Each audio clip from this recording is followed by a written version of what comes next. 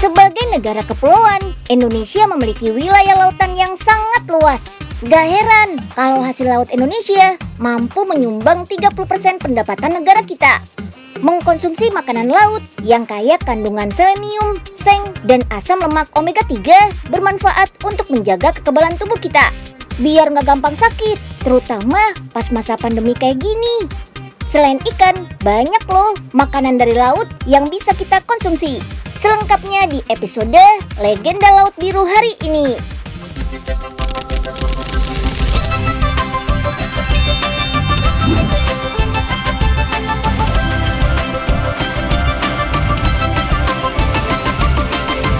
Si Unyil, yuk kita kemon.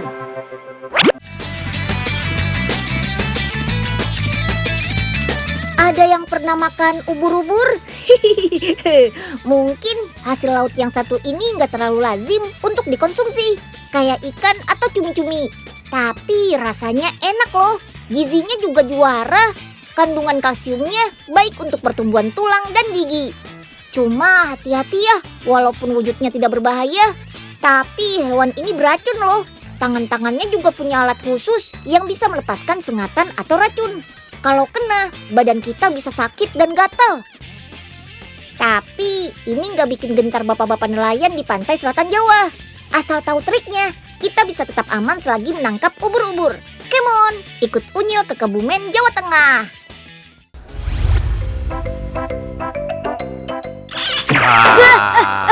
Aduh, Pak Oga, ngagetin aja sih. Loh, Pak, itu kan ubur-ubur yang Unyil cari. Iya, Den. Tadi Pak Oga nemu di sini. Aduh. Kok kepala Pak Oga jadi gatel begini, Den? Aduh. Wah, sudah kena racun ubur-ubur nih kayaknya. Ya, Pak Oga sih pakai iseng segala. Hah? Racun? Iya nih, Pak. Ampun. Kita cari ubur-ubur di Pantai Menganti, Kebumen, Jawa Tengah. Setiap musim kemarau datang kan banyak ubur-ubur di pantai ini. Nelayannya juga ramai yang panen ubur-ubur, Pak. Udah bikin gatel, malah dicari. Aduh. Ya kan tadi Unyil udah bilang, Pak, manfaat ubur-ubur tuh banyak banget buat kesehatan. Lagian kalau kita hati-hati menangkapnya, gak akan kena sengatannya kok. Cara nangkepnya gimana? Bukan dipancing, Den? Bisa sih. Enaknya sih dipanen pakai jaring, biar bisa dapat banyak sekaligus. Tuh lihat, baru didiamkan sebentar aja, udah dapat kan? Wah, iya, Den. Mantep. Gede-gede banget. Ayo, tarik terus, Pak. Oh iya, Pak, setiap hari bapak-bapak nelayan ini bisa dapat sampai 500 kg ubur-ubur loh, Pak. Terus diapain nih ubur-uburnya, Den? Seumur-umur belum pernah Pak Oga makan ubur-ubur. Nah, nanti kita olah deh, Pak, biar bisa dimakan. Di sini salah satu tempat pengolahan ubur-ubur terbesar yang ada di Indonesia. Dalam 1 minggu saja bisa lebih dari 800 ton ubur-ubur diolah, Pak. Pertama, pisahkan dulu bagian kepala dengan lengan atau tentakelnya. Harus dipisahin ya, Den? Iya, Pak, soalnya kan beda cara mengolahnya. Untuk badan atau kepalanya perlu dihilangkan dulu nih kadar airnya, sampai 3% saja. Sedangkan kaki harus sampai 9%. Gimana cara ngilangin kadar airnya, Den? Cara mengurangi kadar airnya, ya direndam, Pak, di air garam selama 1 hari. Begitu. Setelah direndam, ubur-ubur ini diangkat untuk dibersihkan dari kulit dan lendir-lendirnya. Habis itu rendam lagi deh selama 3 hari.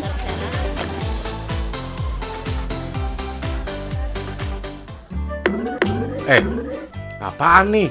Kok asin? Lah, Den Unyil, kira-kira dong nyebar garamnya. Ya, kenapa Oga ya? Maaf ya, Pak Oga. Memang Pak Oga ubur-ubur apa? Digaremin segala? Iya, memang bukan ubur-ubur sih, Pak.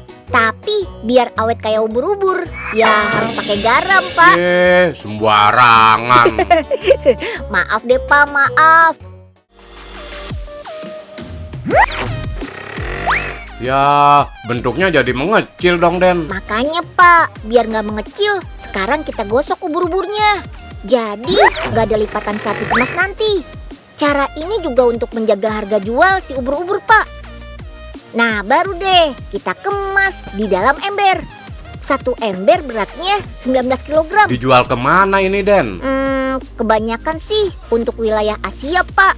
Seperti Jepang dan Cina. Pengirimannya bisa sampai 1000 ember loh, Pak. Nah, saatnya kita masak ubur-uburnya nih. Sekarang kita potong-potong dulu nih ubur-uburnya. Ini sudah direndam 1 malam loh, Pak. Untuk mengurangi kadar garamnya. Kita bumbui deh pakai jahe dan jeruk nipis juga untuk menghilangkan bau amisnya. Terus kita tumis. Numis ubur-uburnya gak perlu terlalu lama ya, Pak. Soalnya ubur-ubur itu cepat menyusut ketika terkena panas. Nah, kalau sudah, kita tiriskan nih dan siap masak sausnya deh. Bumbu-bumbunya ada bawang putih, jahe, dan angsiu. Tambahkan juga saus Inggris dan bawang bombay. Aduk-aduk, tambahkan bumbu lain. Dan terakhir, kasih tepung maizena untuk mengentalkan sausnya. Nah, beres deh Pak Oga. Ubur-uburnya mana, Den? Iya Pak, sekarang kita masukkan nih Pak. Mantep deh. Ubur-ubur itu mengandung lemak, kolesterol, dan kandungan gula yang rendah. Jadi aman banget buat dimakan orang yang sedang diet. Kandungan kolagennya juga sangat tinggi, sangat bagus untuk kulit. Kalsium alami yang ada di ubur-ubur juga baik untuk pertumbuhan tulang dan gigi. Jadi makin kuat. Banyak manfaatnya kan Pak? Wah, keren, Den. Bentuk doang nih yang serem. Sama racunnya tuh yang ngeselin. Tapi manfaatnya, wah, Pak Oga acungin jempol deh.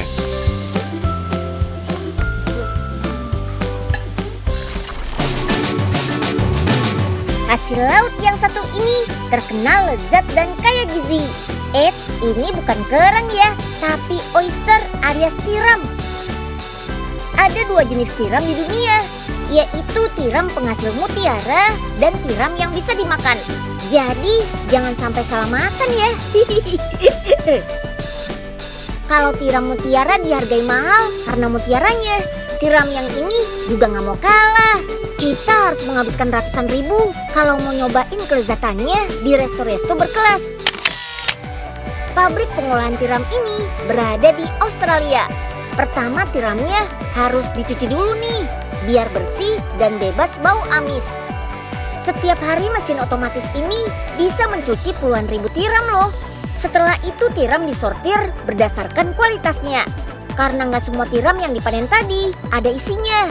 Bisa jadi ada cangkang yang kosong. Alat ini memilah tiram sesuai ukuran. Tiram yang ukurannya sama ditembak pakai angin sampai jatuh dan masuk ke tempat penampungan. Tiram berukuran 80 mm kayak gini yang banyak disukai orang. Soalnya ukurannya pas di mulut, jadi nggak ribet deh makannya. Setiap hari pabrik ini bisa memproduksi 10.000 tiram untuk dikirim ke seluruh Australia dan diekspor. Di antaranya ke Tiongkok, Jepang, Singapura, hingga Eropa dan Amerika. Makanan laut yang satu ini merupakan jenis kerang yang punya kandungan zat besi tinggi. Makan selusin tiram setiap hari sudah cukup untuk memenuhi kebutuhan zat besi harian orang dewasa. Selain itu, tiram juga diketahui kaya akan vitamin B12 serta asam lemak omega 3 yang bikin pinter. Cocok juga deh buat anak-anak di masa pertumbuhan. Ada tapinya nih. Karena hewan kerang seperti tiram ini, cara makannya dengan menyaring air di laut. Jadinya gampang banget terkontaminasi logam berat. Logam berat adalah zat kimia berbahaya yang bisa mencemari laut dan mudah diserap sama hewan-hewan laut. Jadi kalau mau makan tiram atau jenis kerang lainnya, pastikan dulu tuh dapatnya dari laut mana. Kalau lautnya masih jernih dan bebas pencemaran sih, aman-aman aja. Nah, kalau tiram yang satu ini sih dijamin aman deh. Soalnya dibudidaya di area seluas 5 hektar. Tuh lihat, ada ratusan ribu tiram yang sedang tumbuh. Budidaya tiram terbilang gampang, gak perlu ngasih makan, cukup ditaruh di dalam laut kayak gini nih. Di dalam air laut ini ada plankton dan juga partikel organik yang menjadi makanan kesukaan tiram. Sama seperti jenis kerang pada umumnya, tiram makan dengan cara menyaring air laut melalui insangnya. Kalau ada makanan yang tersaring, baru deh dimasukin ke mulutnya. Oh iya, sistem budidaya kayak gini sengaja dibuat biar panennya mudah. Jadi nggak perlu banyak peralatan. Petugas cukup memakai baju selam dan sarung tangan biar nggak terluka pas mengambil kotak-kotak tiram. Tiram yang siap panen bisa dilihat dari warna dan ukurannya. Ada banyak spesies tiram di dunia, tapi yang paling banyak dikonsumsi adalah Pacific oyster dan engazi. Rasanya lezat, kandungan vitaminnya juga lebih banyak. Hasil laut Indonesia yang satu ini juga nggak kalah hits nih, ikan teri. Meskipun kecil, ikan teri segar punya kandungan protein yang tinggi loh. Berguna untuk masa pertumbuhan anak-anak, juga untuk regenerasi sel bagi orang dewasa. Jadi kandungan gizi ikan teri berguna untuk semua kalangan usia. Ikan teri yang ditangkap nelayan diproses langsung di tengah laut. Saat masih segar, ikan teri diasinkan dengan cara direbus dalam air laut. Jadi nggak perlu tambahan garam lagi. Ikan teri yang diolah bisa mencapai 1 ton loh. Direbusnya juga nggak terlalu lama kok, cukup 7-10 menit saja. Pengasinan ikan teri dengan air laut bertujuan supaya ikan teri mengeras, tidak berbau, dan tidak busuk. Ikan teri yang direbus ini masih tercampur dengan jenis ikan kecil lain dan cumi-cumi.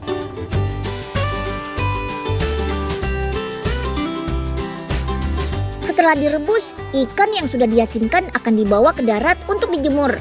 Ayo, jemurnya yang rata ya, biar keringnya bisa barengan. Kalau cuaca lagi cerah, proses penjemuran ikan teri sampai kering memakan waktu 3 jam saja. Selain mengeringkan, penjemuran juga bertujuan supaya bentuk teri nggak rusak dan ikan nggak basi. Pada proses penjemuran inilah, ikan teri disortir berdasarkan jenisnya. Ada teri nasi, teri jengki, teri nilon, dan teri buntio. Pisahkan juga dengan ikan kembung dan cumi-cumi yang tertangkap bersama ikan teri. Kalau cumi sudah kering, siap untuk dijual atau diolah deh. Salah satu olahan teri yang paling hits, ya sambal teri khas Medan ini nih. Namanya sambal tipul-tipul. Cita rasa sambal khas Sumatera Utara dipadukan dengan nikmatnya ikan teri. Membuat olahan ini digemari juga di luar negeri. Rumah produksinya ada di Medan, Sumatera Utara. Ini dia cabai yang digunakan untuk membuat sambal teri. Ada cabai merah untuk rasa pedas, ada juga cabai rawit hijau, supaya warna sambalnya jadi lebih ke warna hijau gitu. Jangan lupa di blender ya. Perbandingannya, cabai hijau lebih banyak dibandingkan cabai merah. Biasanya sih dalam sehari industri rumahan ini bisa menghabiskan setidaknya 20 kg cabai. Oke deh, ini dia yang ditunggu-tunggu. Primadonanya datang juga nih. Goreng-goreng dulu ikan terinya. Teri yang digunakan yaitu jenis ikan teri nasi. Teri nasi ini memang pas banget deh untuk dijadikan sambal. Untuk kualitas, teri nasi yang ada di perairan Sumatera Utara lebih bagus dibandingkan teri dari perairan lainnya. Ya, walaupun bentuknya kecil, teri nasi punya banyak kandungan yang bagus untuk tubuh loh. Misalnya nih ya, dalam 100 gram ikan teri memiliki 16 gram protein. Selain itu, kandungan kalsiumnya juga tinggi, bisa mencapai 600 mg kalsium, yang pastinya bagus untuk pertumbuhan tulang. Oh iya, sambal tipul-tipul teri ini merupakan sambal khas suku Mandailing, Sumatera Utara loh. Dan produk ini merupakan produk yang banyak dicari pelanggan. Bahkan sambal teri ini sudah go internasional.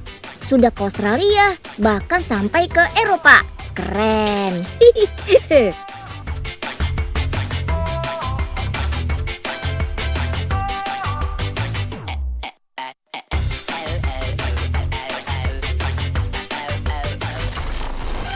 Pesisir utara Pulau Jawa juga memiliki kekayaan laut yang sudah populer sejak zaman dulu.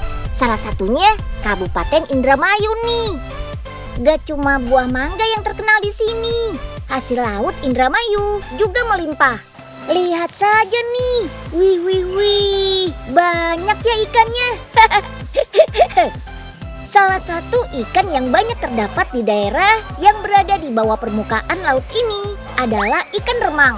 Hampir setiap hari nelayan di Indramayu berburu ikan remang sebagai salah satu target tangkapan. Beratnya bahkan ada yang sampai ratusan kilogram loh. Ikan ini punya ukuran gelembung renang yang cukup besar. Nah, bagian inilah yang dimanfaatkan masyarakat Indramayu menjadi sumber penghasilan. Penasaran seperti apa sih perut ikan remang yang harganya sampai jutaan rupiah? Let's go, cari tahu bareng Unyil. Nah, ini dia Pak Ono, warga Karangsong, Indramayu yang sudah lama mengolah perut ikan remang. Wah, lihat deh, sekilas sih bentuknya mirip ikan layur ya. Ikan remang punya panjang tubuh sekitar 150 cm. Bentuknya meruncing pada bagian ekor dan berwarna keabu-abuan. Sip deh, sekarang kita mulai belah bagian perut ikan remangnya yuk. Hati-hati ya, jangan sampai merobek bagian gelembung renangnya. Pak Ono mendapatkan bahan baku ikan remang dari beberapa daerah, seperti Indramayu, Tuban, bahkan sampai ke Pulau Sumatera. Tada! Ini dia gelembung renang ikan remang yang biasa disebut hipio. Pada ikan, hipio berfungsi sebagai alat pernapasan, penerima suara dari sekitar, sampai alat bantu untuk mengapung di dalam air. Oke deh, sekarang lanjut yuk. Setelah hipio dicuci, isi dengan udara yang dialirkan melalui selang. Wow, hipionya jadi mengembang tuh. Pengisian udara ini bertujuan agar hipio lebih mudah dijemur dan kering. Jangan lupa ya, tutup lubang pengisian dengan penjepit biar nggak kempes lagi. Sip deh, sekarang kita jemur hipionya yuk. Butuh waktu seharian agar hipio benar-benar kering. Selama proses penjemuran, berat hipio menyusut hingga 60%. Dari 1 kg hipio basah, hasilnya cuma 4 ons hipio kering. Dalam sehari, industri rumahan ini bisa mengumpulkan sampai 30 kg hipio kering. Hipio sendiri banyak diminati masyarakat luar negeri, seperti Singapura, Malaysia, Vietnam, Hong Kong, Korea, dan Tiongkok. Karena kandungan proteinnya yang sangat tinggi, harga jual hipio remang juga lumayan mahal loh. Per kilogram harganya 1 sampai 5 juta rupiah. Wow, fantastis! Gelembung renang yang disebut swim bladder dalam bahasa Inggris kaya akan kolagen. Di Korea, hipio dimanfaatkan sebagai salah satu bahan produk kecantikan. Hipio yang digunakan pun bisa didapat dari berbagai jenis ikan.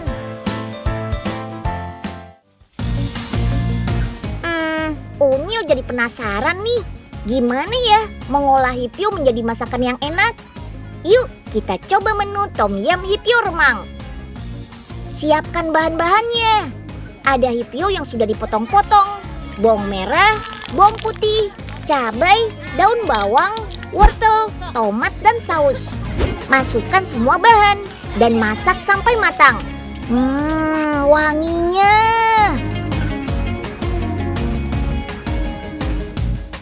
Konsumsi hipio bermanfaat untuk kesehatan loh. Protein dan gizinya yang tinggi sangat baik untuk pertumbuhan, otak, dan metabolisme tubuh.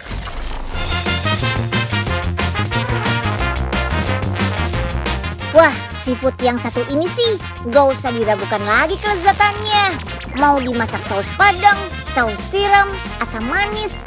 Aduh, jadi ngiler kan? Salah satu daerah yang terkenal dengan kelezatan kepitingnya adalah Kota Balikpapan di Kalimantan Timur.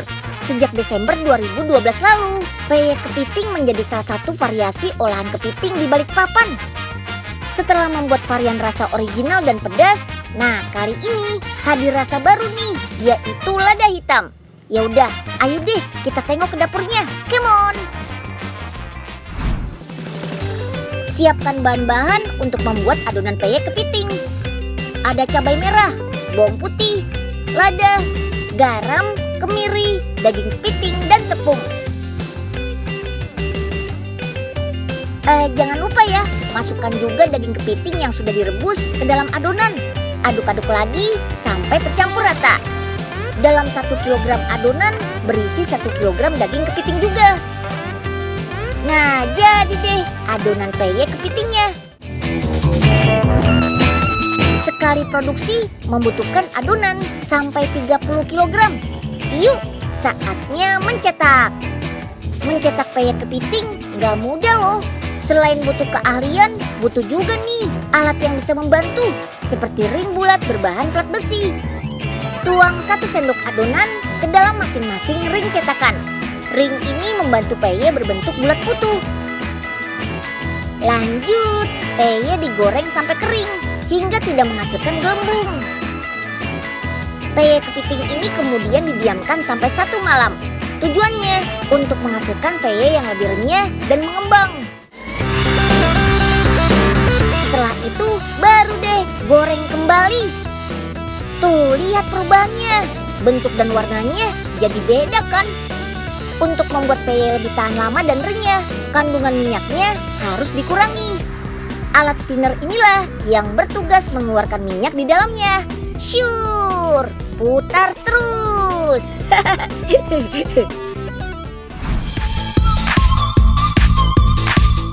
Saatnya memberi bumbu perasa untuk peye kepitingnya. Campurkan bubuk bumbu lada hitam ke dalam peye. Aduk-aduk sampai semua peye terbalut bumbu. Nah, baru deh kemas ke dalam plastik sampai seberat 80 gram.